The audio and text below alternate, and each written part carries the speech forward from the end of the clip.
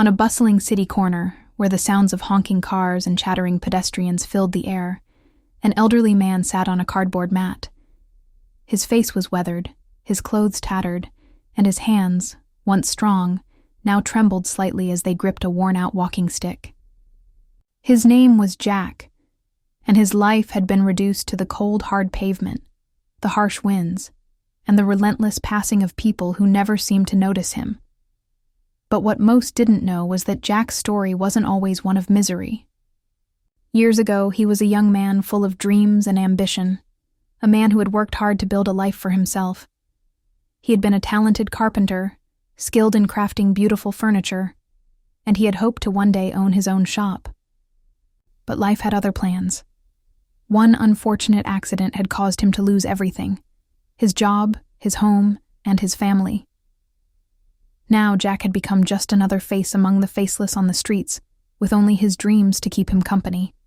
Every morning, he would sit in the same spot, watching the world go by. He had long ago given up on the hope of ever returning to the life he once had. But deep down, a small spark of something remained. A tiny, stubborn belief that perhaps one day, things could change. One chilly afternoon, as Jack sat on his corner, a well-dressed man approached him.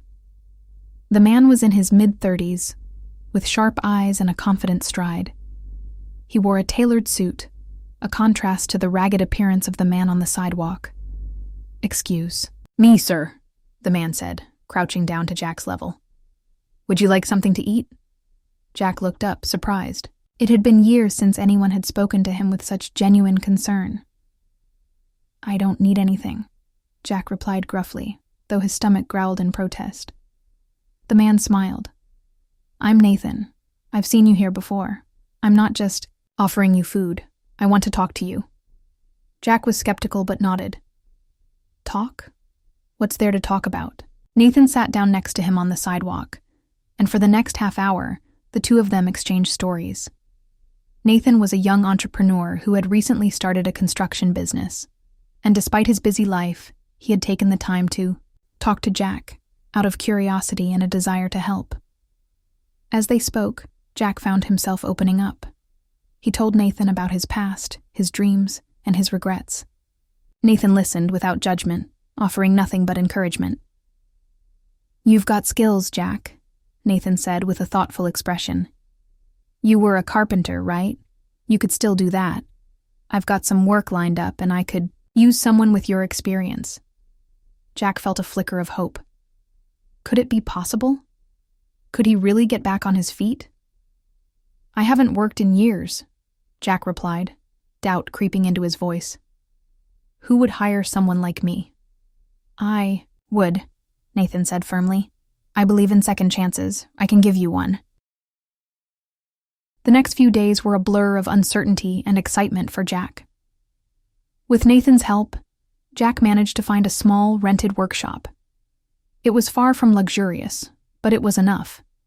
Nathan provided him with some basic tools, and slowly but surely, Jack began working again. His hands, though stiff and worn, remembered the rhythm of crafting wood into something beautiful. At first, it was difficult. Jack had grown accustomed to the solitude of the streets, and the structure of a job felt strange, but with Nathan's encouragement and support, Jack started to regain his confidence. His first project was a simple table, but when it was finished, it felt like a masterpiece. The pride he felt in his work was something he hadn't experienced in years. As the weeks passed, Jack's skills began to shine. His reputation grew, and soon, other clients were asking for his work. He made custom furniture, refinishing old pieces, and creating unique designs. Slowly, his small business began to grow. Months went by, and Jack's life began to transform. He no longer slept on the streets or begged for food. He had a home, a small apartment above the workshop. He had friends, clients who respected his work, and most importantly, he had a purpose again. The feeling of making something with his hands, of building something from nothing, filled him with pride. But his journey didn't stop there. Jack used his success to give back. He hired others who were struggling, offering jobs to people who had been in his shoes. He became a mentor to those who needed a second chance, just as Nathan had given him one. One evening, as Jack sat in his small office, looking over a new set of designs, Nathan came by for a visit. He was still as sharp and confident as ever, but this time, there was a hint of pride in his eyes. "You did it, Jack," Nathan said, shaking his hand firmly. "You made it." Jack looked around at the workshop, the tools, the furniture in various stages of completion, and smiled. "I didn't make it alone," Jack said quietly. "You gave me the chance to try again. That's what made the difference." Nathan nodded, understanding. Everyone needs a chance. Some just need someone to believe in them. Years later, Jack's business was thriving. His name had become synonymous with high-quality craftsmanship, and his reputation was known throughout the city.